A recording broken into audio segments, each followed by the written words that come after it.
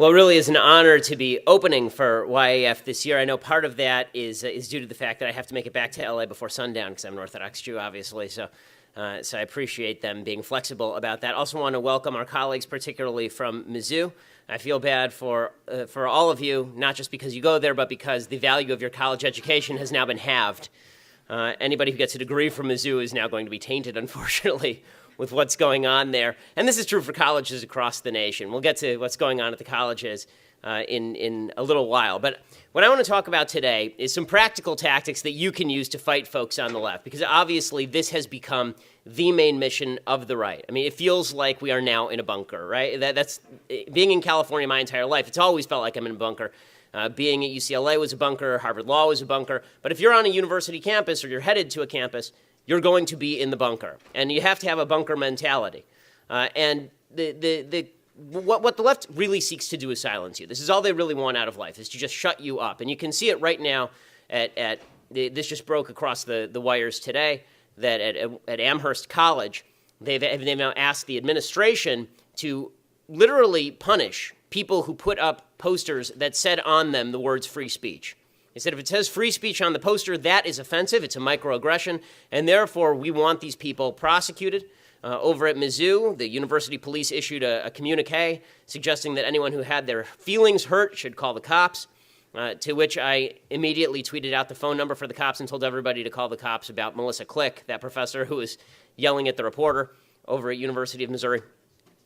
Silencing you is their first priority. The only way that the left can win, the only way they can continue to live in this fantasy reality they've created for themselves, is to shut you up. I don't know how many of you watch South Park and have seen the Safe Space song, which has been going around. But that's pretty much it. The only way to win is to silence reality. Reality has to be shut up, and you are reality. Anybody who speaks truth is reality. You notice folks on the left like to use the phrase, you'll hear this one a lot, that you're impinging on my truth. Well, as those of us who live in the real world know, there's no such thing as my truth or your truth. There is just the truth, right? It's either true or it's false. But in order for them to maintain the my truth idea of the universe, the truth has to be silenced. And so your job is to not be silent. So here are 10 rules for fighting the left. These are practical rules for debating folks on the left. I try to be practical because I know that you'll hear a lot of speeches about ideology and philosophy of conservatism, but there are fewer people who talk about the tactics and strategy you should use in dealing with folks on the left, and fewer still who will tell you actual practical strategies as opposed to how to discuss the politics of the issue. So here are practical strategies that you can use. The first strategy is more mentality. When you're in debate with somebody on the left, well, before I even get there, why should you debate somebody on the left? And when should you debate somebody on the left? The truth is, you shouldn't always debate people on the left. When you're on college campuses, there are really only a few reasons to debate anyone on the left in the first place. The first is that you are forced to under the rules of the classroom for some odd reason. The second is because they're serving you food, which is a high likelihood, and they're going to spit in it unless you talk politics with them. And the only other reason is if the person happens to be an honest leftist. You found the one honest leftist in America, congratulations, it's unlikely. So the only other reason that you should ever have a conversation or be friends with anyone on the left is, and not even be friends, is if you are in public in front of a large audience, and then your goal is to humiliate them as badly as possible. That is the goal of the conversation. The goal is not to convince the person. The goal is not to make friends with that person. If you want to make friends with the person, there's a whole different conversation you can have. But the conversations that are going to make the most difference on campus are the ones where you're in public in front of large groups of people or with a camera nearby, and your goal then is to make these people look as bad as possible, to unmask them before the world. That is the goal, which sounds harsh until you realize that that's what they're doing to you each and every day. That's what they're doing on CNN. That's what they're doing on MSNBC. That's what they're doing to all the Republican candidates. It's what they did in the first three debates were all about trying to make Republicans look bad, try to make conservatives look bad. That's the goal, to make you look like a bad person. You have to go in with the mentality that you're going to hit them first and you're going to hit them hard and they're not going to get up. And so that's the first lesson, okay? You don't wait to be hit. You don't wait to get aggressive. You assume from the outset that you're going to be aggressive. And then if you're a little over-aggressive, then you back off. But you go in aggressive. Better to be too aggressive at the outset than the opposite. And that takes us to the second rule, which is you must frame your opponent. Okay, this is something that people on the right don't like to do, because by nature we're sort of nice, gentle, easygoing folk with families and lives, and this is not our first priority. This is why the left wins. So, why did Mitt Romney lose in 2012? Right? This is a good example of framing your opponent. Why did Mitt Romney lose in 2012? Mitt Romney lost in 2012. He had bad computer programs. Orca died on him.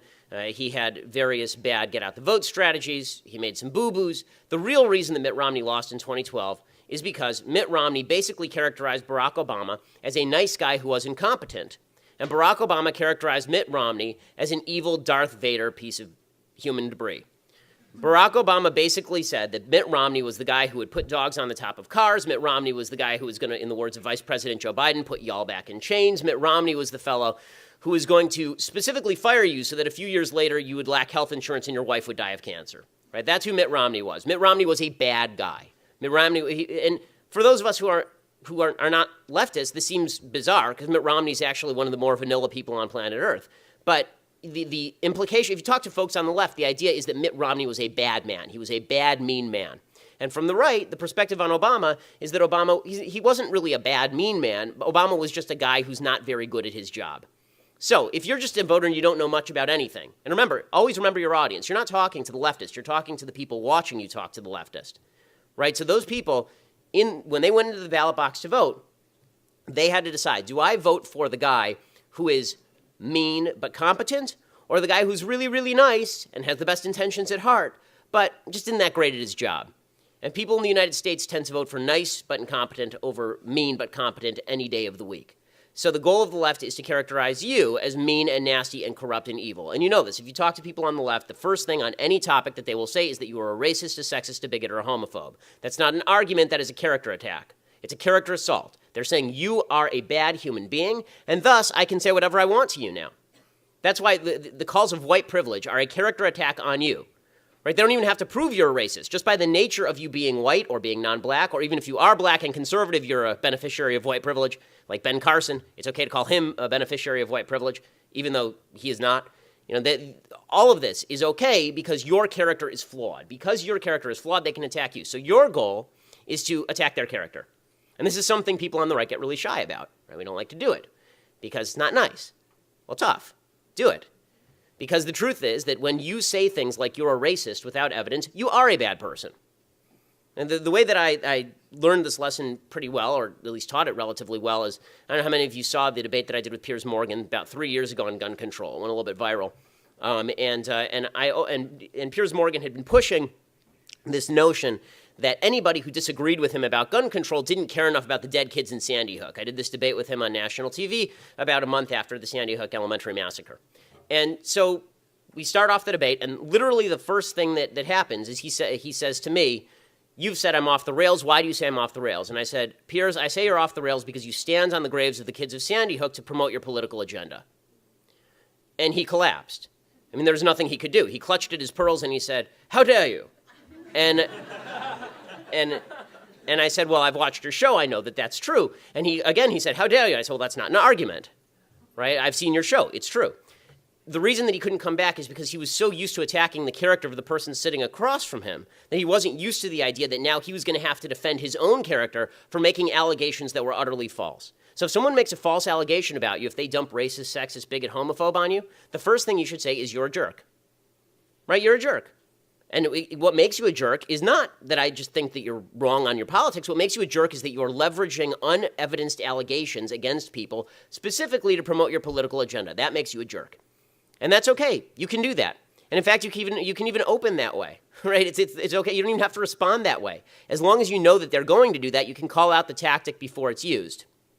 So that's point number 2. Third point, you need to frame the debate. What I mean by this is that the left is great at framing the terminology of the debates and how these debates are going to be held. And the right is terrible at it. So, for example, the Million Student March, right? They're out there marching right now, and they say, we want free education. Education is a right, not just for the rich and white, right? This is their little chant, which, of course, comes as a shock to no one that it turns into a race thing, because everything turns into a race thing. So the idea is to frame the debate as education is a right. Now you're on the other end. You have to explain why education is not a right, right? You should reject that framing of the debate. The debate is not whether education is a right, because obviously it's not. I mean, education is not a right any more than housing is a right. Nothing is a right that you have to steal from someone else, right? Bottom line is the only rights that you have are rights that exist in the absence of you stealing stuff from other people, Right? I don't have a right to your services. I don't have a right to your money. I don't have a right to your car. I don't have a right to your wife. I don't have a right to any of these things. Right? What I have a right to is you leaving me alone. Right? But you don't even have to go there. Right? Once they say education is a right, people automatically, their minds, it's just the way the brain works, people go, rights are good. So rights are good, and they say education is a right. That means education is good. And you want to deprive these poor kids of education? Instead of arguing education is a right, you should ask a very basic question. Why is it okay for you to steal other people's money? What makes you morally superior that you get to steal other people's money? When you say you want a free education, what you're really saying is that you are owed my money, that you get to steal my money for your own lesbian dance theory major. And guess what? You don't. Your useless major in ancient Greek economics is of no concern to me. And not only that, you are a morally deficient human being. Remember, all of leftism is based on unearned moral superiority, them feeling like better people than you. You take that away from them, they've got nothing. So if you say to them, it is morally deficient to steal from people. It is morally deficient. I mean, this was actually my objection. How many of you did any of you see the Neil Cavuto debate yesterday? There's a girl from the Million Student March who's on Neil Cavuto, and she clearly had no idea how the economy works, or the English language, or fundamental punctuation, anything. And so she's there, and Neil Cavuto is asking her, where do you think all this money's coming from? I thought, okay, well, this is sort of useful, because it's clear she doesn't know what she's talking about, but it wasn't useful in the sense that nobody who was on the fence came out of that on Cavuto's side, because the premise was still her premise. Her premise was, it's okay to take money from the 1%. When people say, the 1% will pay for it, the answer shouldn't be, well, the 1% won't be able to afford it, because that's assuming their morality. It's okay to take money from the 1%. The answer should be, what makes you think it is okay to steal money from people, period? Do you just get to rob people's houses? Is this your thing?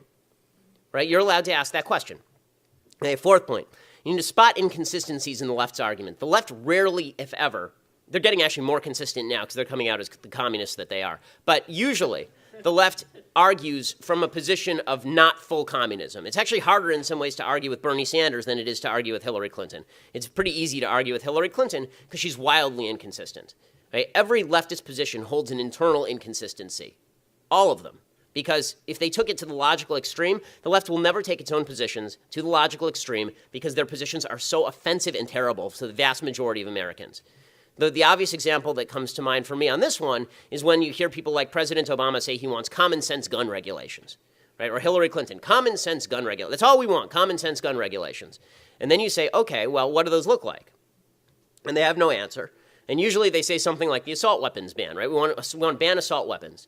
So you say, okay, well, you want to ban assault weapons because theoretically this is going to minimize murder, correct? Well, then why is it that there are twice as many assault weapons in the country, right, rifles and long guns in the country as there are handguns, and yet there are about 6 to 7 times as many murders committed with handguns as long guns, but you don't want to get rid of the handguns. And you can see their eyes glaze over because the inconsistency is so glaring. Because the truth is, what you want them to do, your goal here is to force them into a consistency, right? You want to force them to admit that what they really want to do is take all the guns. Which is what they want to do. That's what the left wants to do. The left wants all the guns. The left wants Australia, Great Britain. They want all the guns. And the minute they admit that, they lose the argument because this is a country with 300 million guns and 200 million Americans with guns. So the idea that there's going to be a huge swath of Americans who buy into this is just not true. So spot the inconsistencies, and we can do it in any of their arguments, right? You can do it. What Carly Fiorina did during the debates about Planned Parenthood was great because it shows the inconsistency of the left. They say they're pro-choice, and they say that it's a moderate position to be pro-choice. And then, honestly, I wish that she had actually just brought a picture of a baby at 27 weeks and said, Hillary Clinton wants to kill this, wants you to be able to kill this. Please explain why, right? It's the inconsistency. You're pro-life, you're pro-children, but you're okay with killing this. Right? If you show them the inconsistencies in their positions, people resonate to arguments about hypocrisy, and the left are hypocrites unless they go full scale. And if they go full scale, they're extremists. Fifth point, you need to force them to answer questions. So when I say be aggressive, what that really means is asking them the questions. The left loves to ask questions, and it's usually questions like, why do you hate gay people? Right? It's always questions like, so you hate black people, right? Or how much do you, on a scale of 1 to 10, 10 being Ku Klux Klan and 1 being John Birch Society. How much do you hate black people? Right? And your job is to force them to answer questions about their own philosophy. Because the truth is, especially on campus, most people who consider themselves left actually aren't. They don't know what they're talking about. They've just bought into whatever they're hearing around them so they can go to all the cool kid parties and they can be part of the tolerant and diverse majority, right? They can be part of that free exchange of idea. And so it is vitally important to get them to answer questions, because at a certain point, either they will start to examine their own premises, or the people who are watching will start to examine the inconsistencies that they're seeing among these various positions. The sixth point: don't get distracted. So this still happens some, but a little bit less now since we're so many years away from Bush. The usual distraction tactic of the left was, if you said anything about Obama ever, the answer was, but Bush. They just start yelling it. It didn't matter what you were talking about. It didn't matter the topic. It would just they start yelling, and like Linda Blair in The Exorcist, green vomit would start flying out of their mouth, and they would just shout Bush over and over until they collapsed in a stupor. And then their fellows would clap and tell them they'd won the argument. So, and the right has an unfortunate tendency to follow people down rabbit holes. So Ted Cruz, who I love, I think Ted Cruz is a great candidate. I think that he has flaws as a candidate, but he's a very solid conservative. He did this the other night in the debate, and it is kind of his fault, since I know people who had told him not to do it. But he was asked very specific questions about his tax plan by Neil Cavuto. And he forgot that there was an audience, and he just started getting very specific about his tax plan. And even I, who am very into this stuff, my eyes glazed over and I was lost. When you're arguing with people on the left, it's even worse. What they will do is they'll throw out red herrings. Usually, the most common red herring you hear is gay marriage, always, because this is a topic on which the left feels comfortable. It doesn't matter what you're talking about. They will throw out either gay marriage or abortion or birth control, right? These are their favorites. So Hillary Clinton, anytime you say, we want smaller government, Hillary will say, well, except for abortion. Let's talk about abortion, right? Which has nothing to do with anything, because I'm also in favor of big government for prosecution of murder. When it comes to criminal law, there's nothing wrong with a government enforcement of criminal law. That's the whole question on the table. But the idea here by the left is always, when they're in trouble, they distract. When they're in trouble, they throw something against the wall. It's okay for you to say, we'll get back to that issue later. If you want to discuss George W. Bush's record in Iraq and not Obama's with regard to ISIS, we can do that later. I'm happy to talk about that later. But why don't we actually talk about the guy who's in office? Let's talk about what's happening now. Like, we can also have a conversation about Woodrow Wilson's policies towards the Russian Revolution, but we'll save that for later, right? Well, let's talk about the topic that we're talking about right now. You have to pin them down. Because trying to argue with leftists, they stick and move. It's like trying to nail Jell-O to the wall. They're constantly just moving around. They're very slippery. Okay. The seventh point is, if you don't know something, you're allowed to admit it. You're allowed to admit it. So usually, leftists don't have a lot of facts in their tiny brains, but they usually have one. And it's usually one that you don't know, because it's completely irrelevant to anything. Right? It's some topic that they studied as their thesis in philosophy, their third-year philosophy thesis, and it's some minute point of leftist philosophy that you've never heard of, or it's some fact about colonialism that they're dragging up from a Howard Zinn book that they read 4 years ago, and you don't know what they're talking about. And it's okay for you to, instead of you trying to you don't have to know everything in the world. No one knows everything in the world. I mean, really. And so it's okay for you to say, I haven't heard about that. I'll check it out. After I confirm that, I'm happy to talk about that. But, I don't know enough about that to really have this conversation. It's perfectly okay to do this. This is actually a crucial mistake that so many presidential candidates make. Right? You see presidential candidates, and they feel like they have to answer every question that's asked to them. And so they'll say things that just get them in trouble. Right? Even in debate, they'll say things that get them in trouble. And Donald Trump did this when he was on with Hugh Hewitt. And Hugh Hewitt asked him about the Al-Quds Force, right? And he immediately thought that Hewitt was talking about the Kurds, and he started talking about the Kurds because he didn't know anything about the Al-Quds Force, right? So he started sounding idiotic because he didn't know what he was talking about. He would have been better off to say, that's not an issue on which I've studied up, but that's why I have experts like you, Hugh, to tell me about it, right? You're okay doing that. You don't always have to pretend that you know everything that there is to know. It's a good life rule. It's actually a really good marital rule as well. Eighth rule. Don't get sucked in by the paradigm. Okay, so many of us, we're right-wing, we're conservative, we're Republican, and we all love Reagan, for example, right? Love Reagan. Reagan's great. I love Reagan too. Okay, so one of the things that the left will do, and you'll see it on immigration, for example, is the left will say things like, well, how could you be so hard line on illegal immigration when Reagan signed into law amnesty in 86. Right? And the idea is that Reagan's one of yours, and so you have to defend him. No matter what, you have to defend the paradigm. You must defend the paradigm. You don't have to defend the paradigm. You're allowed to say that Ronald Reagan got it wrong. Because on that one, Ronald Reagan, in my opinion, got it wrong. He got a lot of bigger things right, like taking down the Soviet Union. Right? His economic policies were right, but like everybody else, he was a flawed human being, and he would have been the first to admit it. And the same is true for George W. Bush.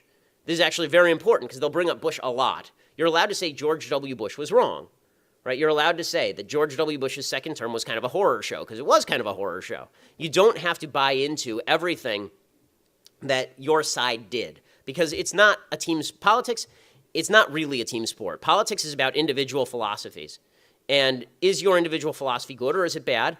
And this is why, for example, I consider myself a conservative first and not a Republican. Republican is just the party that has the candidates for whom I tend to vote, but my principles are not Republican principles. They're conservative principles, and should the Republican Party move away from those principles, then I won't vote for that particular candidate. You don't have to buy into whatever paradigm you're being pushed into by the left. Okay, that's just a general rule. Ninth point of argument, and this is one that's kind of fun that you can use. It's a fun parlor trick to use with leftists you have to talk to, and that is let the other side have meaningless victories.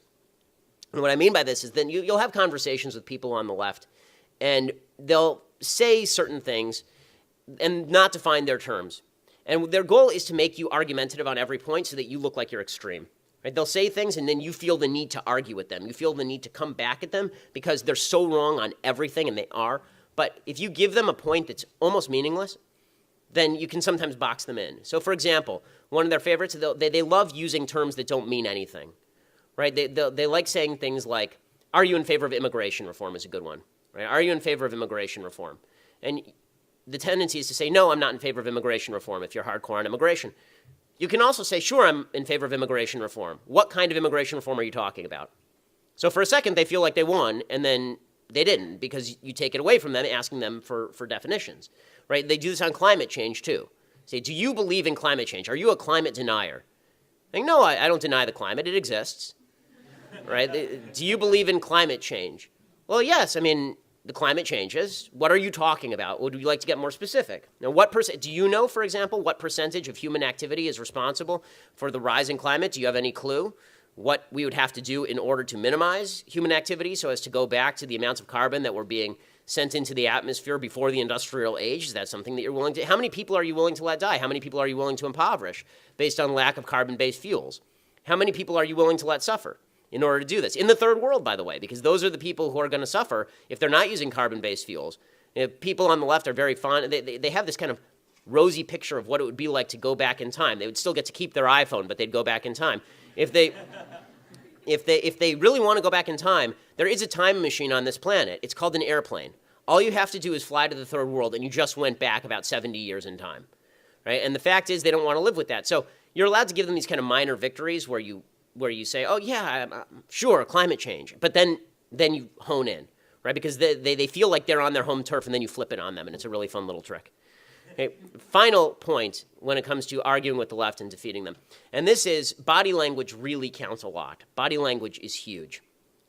Very few Republicans actually understand the necessities of body language. One of the reasons Marco Rubio is so popular right now is because his body language is tremendous. He's got really good body language. He's always very open. He's always very upbeat. He doesn't look like he's upset or angry up there. Well, Jeb Bush, by contrast, has the worst body language of any candidate in the field. Jeb Bush looks like Kermit the Frog in desperate need of laxatives. And whenever he's on the stage, it's just, he's so, I mean, his campaign slogan, honestly, his campaign slogan should be awkward, ! Because he's just so awkward up there. I mean, regardless of what you think of his policies, he is not good when he's on these debate stages. This is one of the things that Republicans need to understand, is that image actually matters. So today I'm dressed really poorly. Normally I dress a lot better. Didn't have time to get up to the nines today. But people, when I changed my haircut after I did the Piers Morgan interview, because there were a bunch of friends I had in Hollywood, and they said, your haircut's terrible, and you look like a college Republican president, no offense. And And so I actually had to pay a stylist to come in and redo my hair and redo my wardrobe because I was going to be on TV a lot. And this sounds stupid because it kind of is, and this is how America works also, right? The reason that Donald Trump is actually continuing to do well is because regardless of what you think of him, and my own take on him is that he's a buffoon, Donald Trump is great at TV. He is tremendous at TV because he spent years doing it, right? He spent years being on reality TV. He's fun to watch. If you just turn off the sound on a debate one time and watch the debate, the only one that you'll be watching is Trump. And he's really amusing. I mean, I've described him as Fat Lion. Like, he kind of sits in his cave, and you poke at him, and you poke at him, and nothing happens. And then you poke him one time too many, and he saunters out, and he kind of sways, and then he eats your face. But Trump, he's got an image, and he presents that image to the world. Everybody has an image they present to the world. And the left is better at this than the right. So the example that I typically like to use is back in 2008, Barack Obama. No, you should all be old enough to at least remember this, although you're probably kids because it's 7 years ago. Do you remember Barack Obama speaking at his DNC, and he comes out descending from the clouds? I mean, they literally had mist machines right across the stage, and he comes out descending from the clouds, and behind him is the Greek Pantheon. You remember all of this? He's got the big Greek columns, and he's got 60,000 people in the stadium. They're all going nuts, and they're all taking pictures with their cell phones, and all is flashing. I mean, it's like a Jay-Z concert. It's unbelievable. And it's great. I mean, terrific TV. And then he gets up there and he says all of the nasty BS that we're used to hearing from him for the last 7 years. And he pretends that he's a good guy and everybody buys into it because he's a celeb, right? And this makes sense because if you recall, the person who was doing his voiceovers was Tom Hanks, and he had an Oscar-winning director doing all of his videos, right? He really took this stuff seriously. And then you went over to the RNC, and there was John McCain, and John McCain sort of toddles out there. And John McCain is an older guy, and he also has physical infirmities from his time in Vietnam. So he has that against him just imagistically to start. But then they decide for some odd reason that behind him they're going to put a green screen. Not like a green screen like Lord of the Rings green screen. We're going to project something cool. There will be like military. We'll have pictures of him from his past and aircraft carriers and military imagery. No, we're just going to have a lime green screen on national television for 20 minutes while this old man talks into the microphone. It looked like he was going to shoot a pornography in the San Fernando Valley.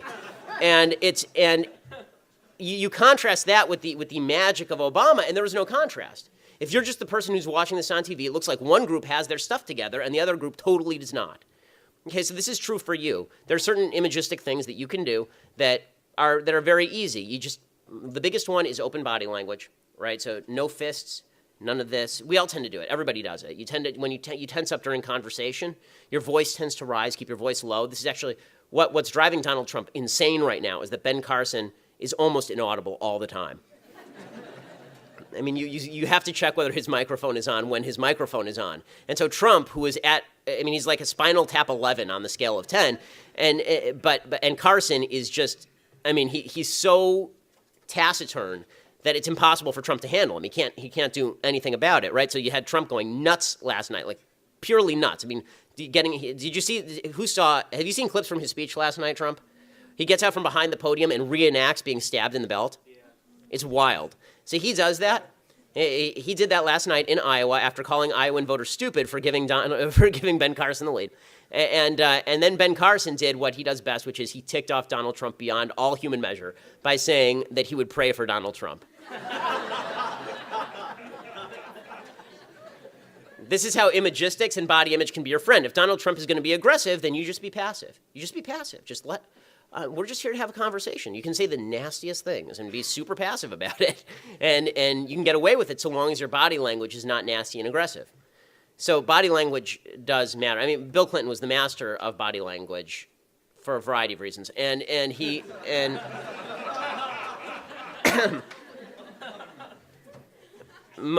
one of the things that he learned, he trained with people to do a lot of this stuff. Like you'll see Rubio using some of the same hand motions. So Clinton had the hand motion where instead of pointing at people, he didn't do the Bill O'Reilly finger of truth, which is I'm strong and I know better than you, right? The factor.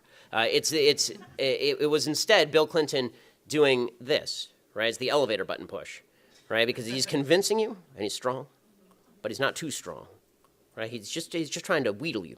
And Bill Clinton had several different types of he is the master of this. He had several different types of handshakes. He has a handshake that's just for people who who he is meeting in passing, right? It's a regular handshake. And then he's got the handshake for people who he might hit up for money later, which is he grabs the hand here, and then the other hand goes on the forearm. He has the one for people who are already big donors. He goes to the shoulder. And then he has the one for Clinton Foundation donors from Zimbabwe, and that's like all the way up to the neck. It's almost a hug. And then he has one for Monica Lewinsky, and that's totally different. So body language does matter in all of this. So those are your 10 quick lessons. Hit first, frame your opponent, frame the debate, spot inconsistencies in their arguments, force them to answer questions. Don't get distracted. If you don't know something, admit it. Don't get sucked in by the paradigm. Make sure that you let the other side have a meaningless victory or two so they feel like they're accepted, and then use good body language at all times. The bottom line here is that every time you walk out now, if you're going to be a conservative and you're going to be a fighter, every time you walk out is a fight. There is no such thing as a nice moment from here on in. Now, there are some people who find this off-putting. It is tiring from time to time, so make sure that you actually have a life outside of this. But the fight can be a lot of fun if you're aggressive and if you have fun with it and if you let this stuff roll off your back. You have to make it fun. If it's not fun, it's not worth doing. And fighting bad people and people with horrible ideas is fun. And it is worthwhile. There's not a cause that I think that's out there that's better on earth. And one of the mistakes conservatives have made, I think, with young people is telling them that what they're really fighting for is just capitalism and a better way of life. And it's not fully true. It's true, but it's not fully true. What you're fighting for is a higher cause. And that higher cause is freedom and liberty and a concept of the universe in which duty exists and actions have consequences. And the people who you are fighting, they're not just wrong. The people who you're fighting believe in evil concepts. Leftism is an evil concept. Communism is an evil concept. I mean, you're going to hear about this all this weekend. These are moral issues. These are not just economic issues. This is not just we all get along and we have the same vision for the future. We don't have the same vision for the future. Hillary Clinton has a very different vision for the future than people on the right. Barack Obama clearly has a very different vision for the future than people on the right. These idiot protesters, these mental midgets over at University of Missouri have a very different idea of what the future looks like than everybody on the right. And it's a nasty vision of the future, and it's a gross and racist vision of the future. These Mizzou students complaining about racism, you saw this the other day. They banned white students from their safe space. The KKK fully endorses these safe spaces. They had spaces that were both separate and equal. No one actually said to them I don't know what the water fountain situation was like over at Mizzou in these safe spaces. But it's demonstrative of the fact that the left has awful, awful values. And so fighting those awful values is, to me, the highest calling that you can have in politics. And if it's a fight worth having, it's a fight worth doing right. Thanks so much. Happy to take questions.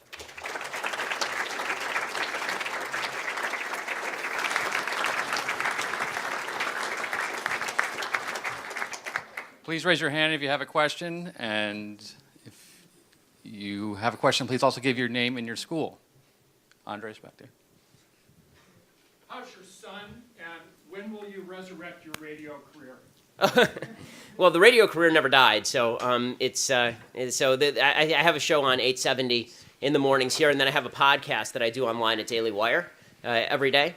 And my daughter, thank you for asking. She's doing great. She's doing great. My daughter, for people who didn't know, she had a heart surgery, but she's doing fantastically well, and she is fine. And there is no prognosis. I mean, she's totally normal now. There's just a hole in her heart, and there's an ASD. They had to fix it. She's fine, thank God.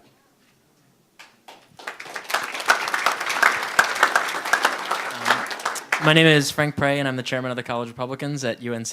As you can tell, I'm a bad haircut.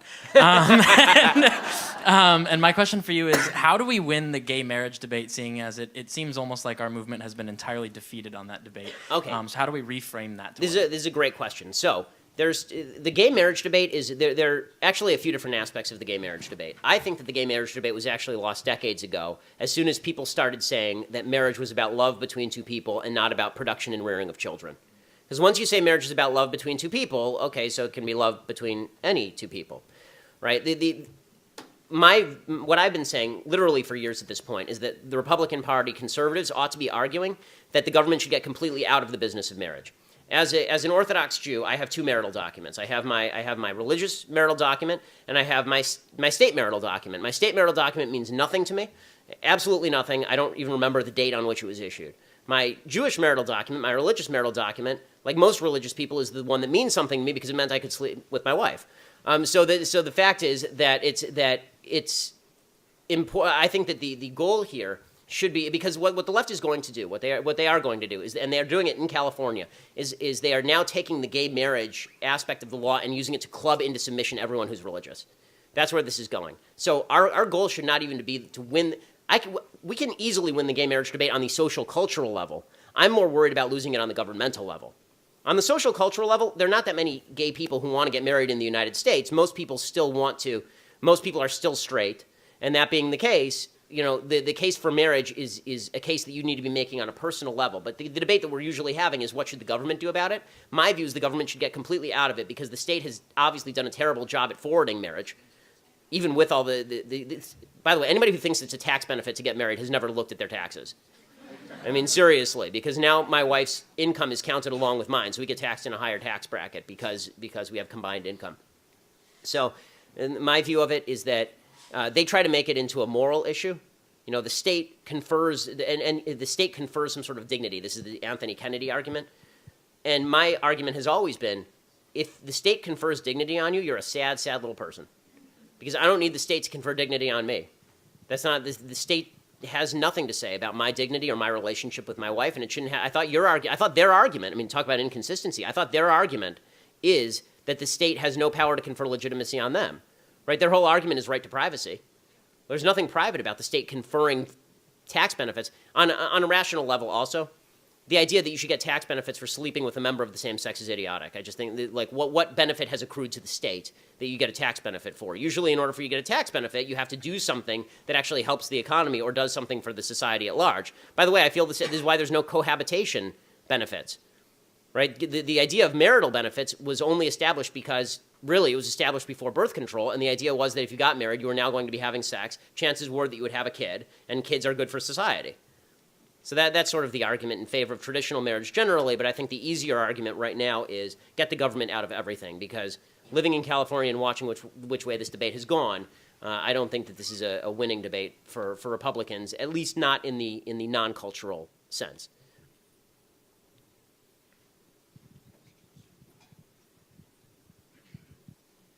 Hey there, my name is Skylar. I'm with the crew from Mizzou. Yeah, we don't have really too good of a reputation right now, but we're trying to convince people that we're not a lost cause. And recently, our MSA vice president, she made a statement today condemning freedom of speech. Mm-hmm. We want to know, what would you do? What is your first step in combating that? Making a statement, or? I think that obviously you should speak out. I think that you should put posters up.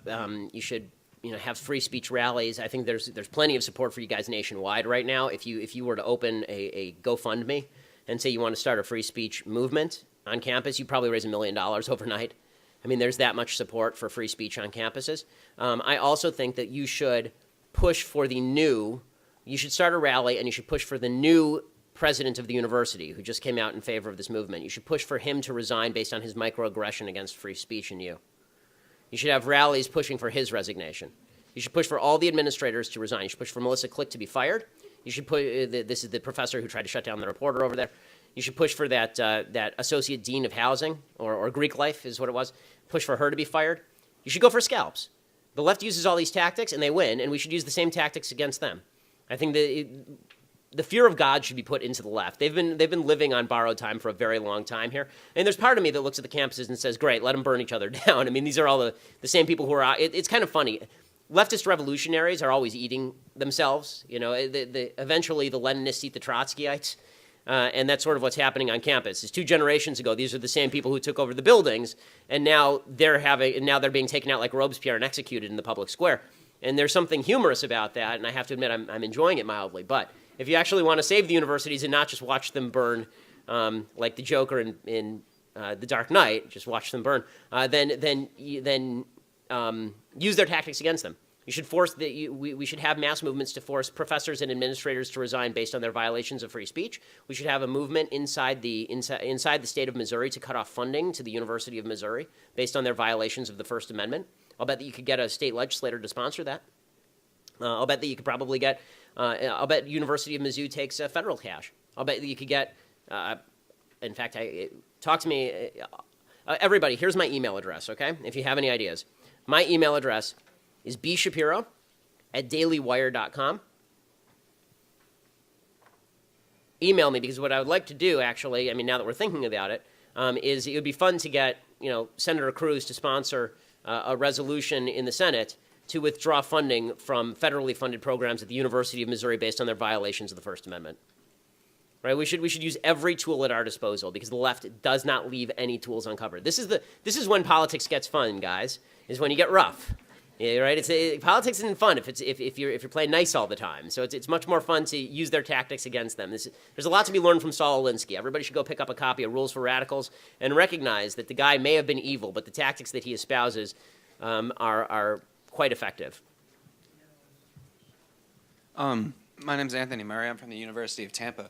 And to back off the first question regarding gay marriage, you said, what we should end up doing is trying to get the government out of the concept of gay marriage and other sections of the government like that. How do we go about doing that? Well, I mean, I think that there have been movements, actually. I believe the state of Georgia, maybe it was Alabama, actually passed a law saying that it was no longer within the power of the state to marry anybody. So there is a movement to do this. And I think that that's a movement that's well worth embracing, because if we don't do that, then they're going to use gay marriage as a club, right? It's going to be, we're going to force bakers to cater to gay marriages, because otherwise it's state-sponsored discrimination. They're going to force churches to shut down. They will come after schools. They will force your kids to learn about this stuff, because now the law approves gay marriage. So why should your kid in public school not have to learn about a form of marriage that's equally beautiful and beneficial? So I think that the best thing to do, the state stinks at everything, and the best thing to do is to get the state out of virtually everything. Hi, thank you so much for coming. I was seriously so excited that you were coming. Just wanted to thank you for that. Oh, thanks. I'm so glad that your daughter's doing well. Thank you. My question for you is, I run a conservative social media account. I have probably roughly around 10,000 followers, and every single day I get slaughtered with the onslaught of insults like you were talking about. But one I don't know how to combat is this crazy, insane movement of being able to pick your gender and decide that. And I don't know how to reply to that. I don't know how to say, you're insane, that's it. But I just want to know. That's a pretty good way to say it. I mean, it's. But from you, what is the best way to really just attack that from the bottom? Okay, so I'll tell you a story. I don't know how many of you have seen this on CNN Headline News. I had exactly this debate on Dr. Drew's show a few months ago. It was about 3 months ago. And it was I think, the number one story on Facebook and Twitter for about 3 days. Because this is why they don't have me on CNN that often.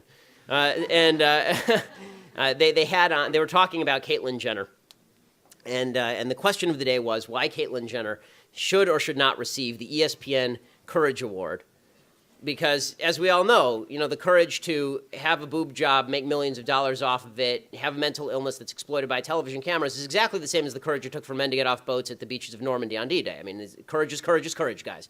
They had me on this. They had me on this show, and they decided that they were going to seat me directly next to a transgender woman, meaning a man who is delusional and thinks he's a woman.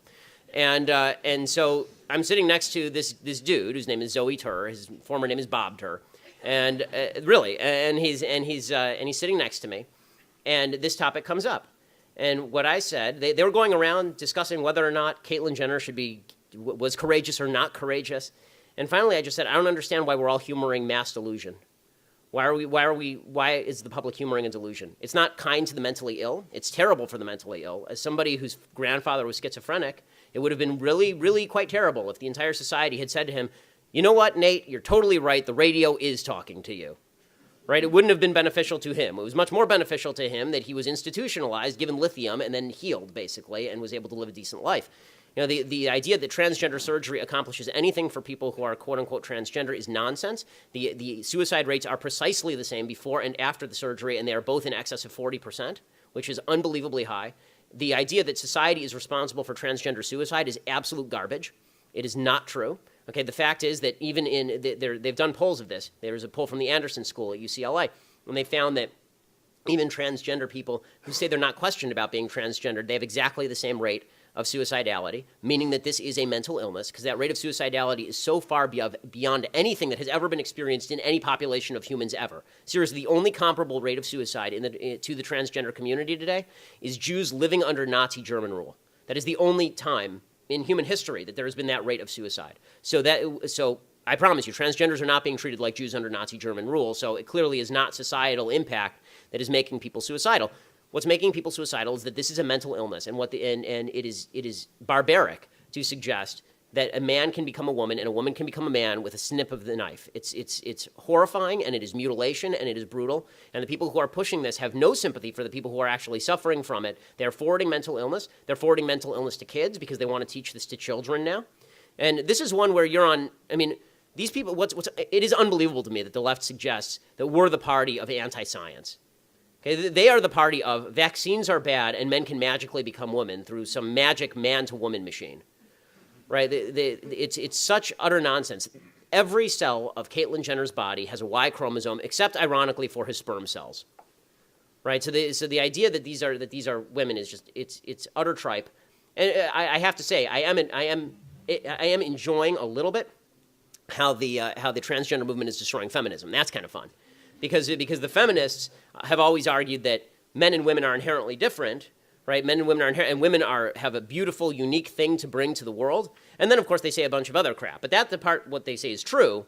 And now they're saying, but transgenderism says that men and women are exactly the same and can randomly shift. It's weird to hear Hillary Clinton, for example, say, Caitlyn Jenner is a beautiful, lovely woman, and then in the same sentence say, and we need a woman president. It's like, well, that's kind of weird. Why? If men and women are exactly the same, then why do we need a woman president? Right? Men and women are exactly the same. So if Barack Obama, without any changes to himself, but if Obama really wanted to jack her in this election, he would do that. He'd come out 2 days before the election and he'd say, I'm the first woman president. Right? And change nothing about himself, right? Because transgenderism suggests you don't have to make physical changes, you don't have to change your dress, you don't have to change anything. Right? If you just decide one day that if Charles Bronson one day decided to saunter on in, take off his gun belt, and mosey on in and sashay on in to the ladies' restroom for a little sitsy on the toilet, then he would be a woman. This is the way that this is. What I love about this particular debate is I think enough Americans are not insane that they will buy the argument that a man is a man and a woman is a woman, considering they have known this since they were small children. My daughter's 21 months old, and she can tell the difference between boys and girls. You have to be college educated to be this stupid.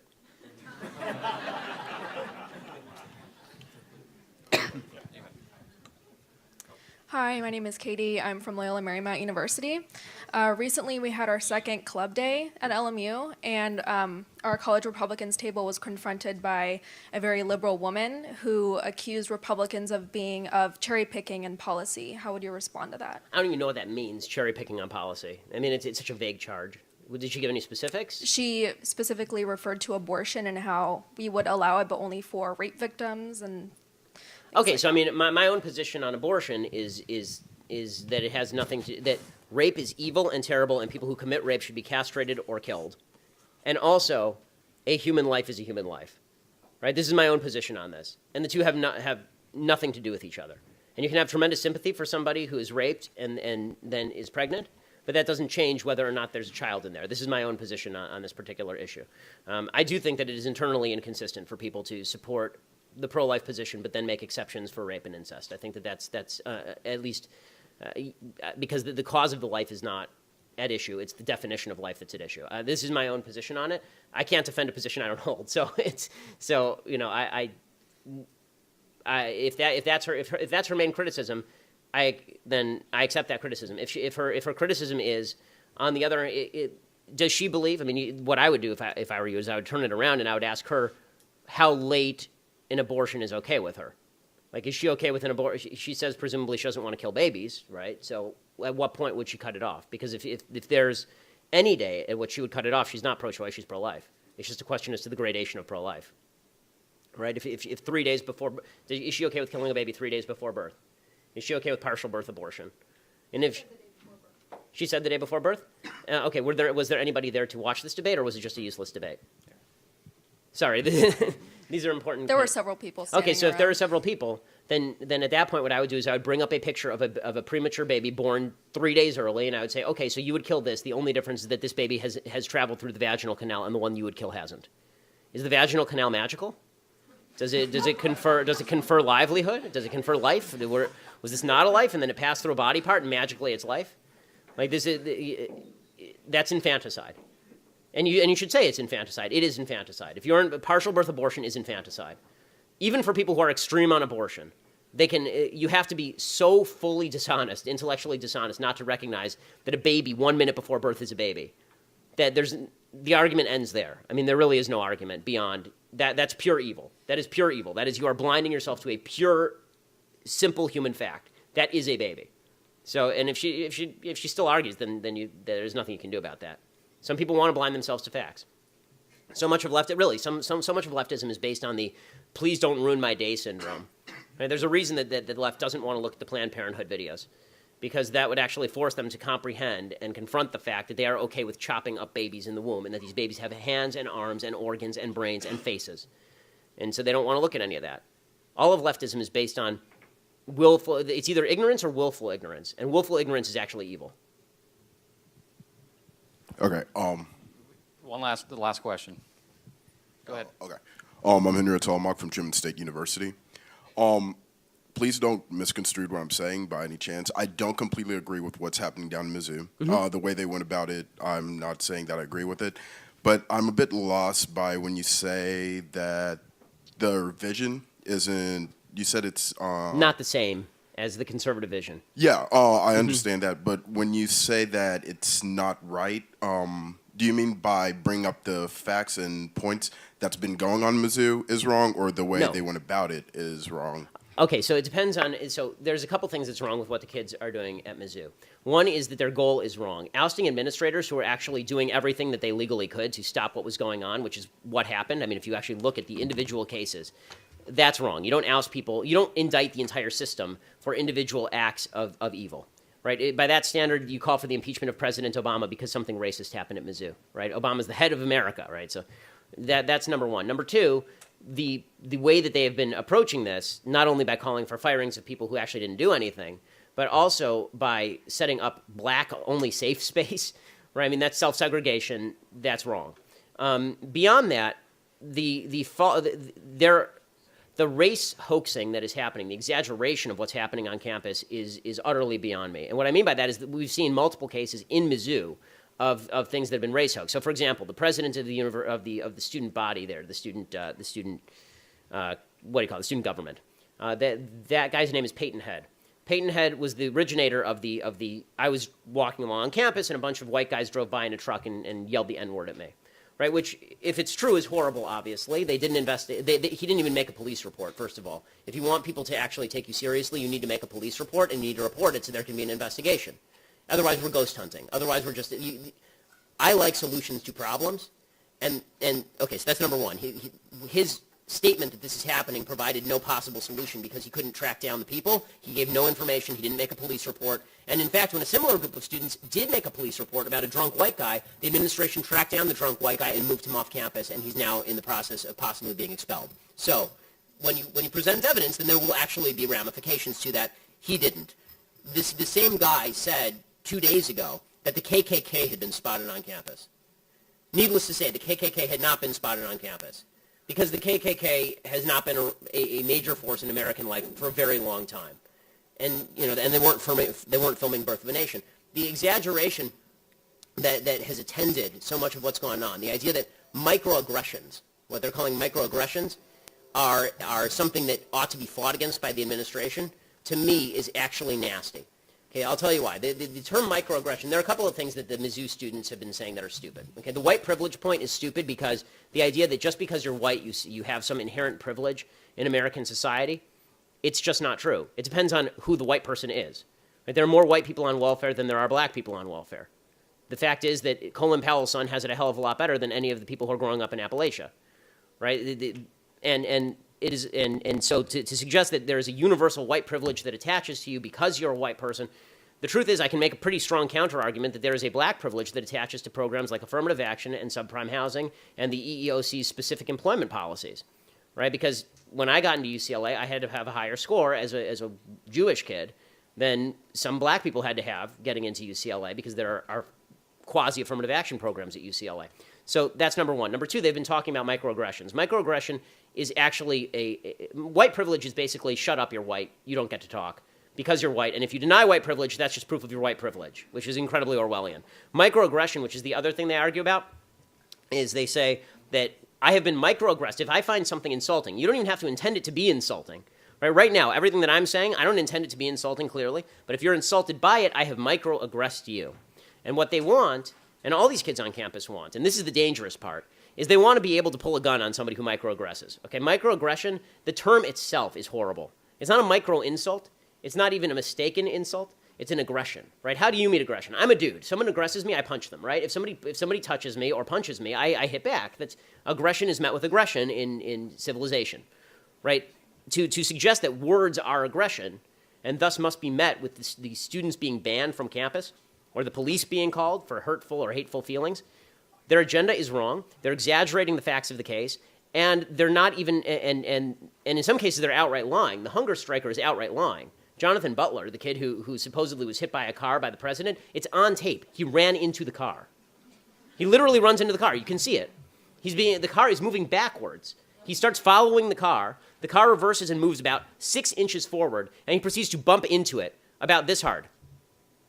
That's seriously, you can watch the tape. It's amazing. And then he claimed that he proceeded to claim that he had been aggressed by the president. The president apologized because he's a huge lefty pansy. This is the reason why leftists only try this garbage on leftist university campuses, because leftists are pansies and they surrender to other lefties. Right? They tried this. They tried this with the right wing. If they tried Mitch Daniels, right, at Purdue, they tried this there, he would shut this down in a New York minute. So they don't want the same things. They lie about these cases, and then they suggest that you're a racist if you disagree with them. Okay, the black students at Mizzou who are doing this, and it's not all black students, the black students who are doing this at Mizzou said they took their lead from what was happening in Ferguson, Missouri. Ferguson, Missouri was a lie. Michael Brown, according to Eric Holder's Department of Justice, Eric Holder is a racist, and Eric Holder's Department of Justice found that Michael Brown was justifiably shot. Right, that Michael Brown was shot for good reason because he tried to grab a gun off a cop, assaulted the cop, punched him in the face, tried to run, turned around, and then charged the cop, according to the testimony of multiple witnesses, all of whom were black. Right, and they say, well, the protest movement that started in Ferguson, we brought it to Mizzou. Okay, first of all, the idea that if universities are such racist places of racism and sexism and rape, if they're all hotbeds of all of these things, there's only one group in America that ought to be blamed, and it's the left, because there hasn't been a Republican in a position of power on a university campus since Woodrow Wilson was president.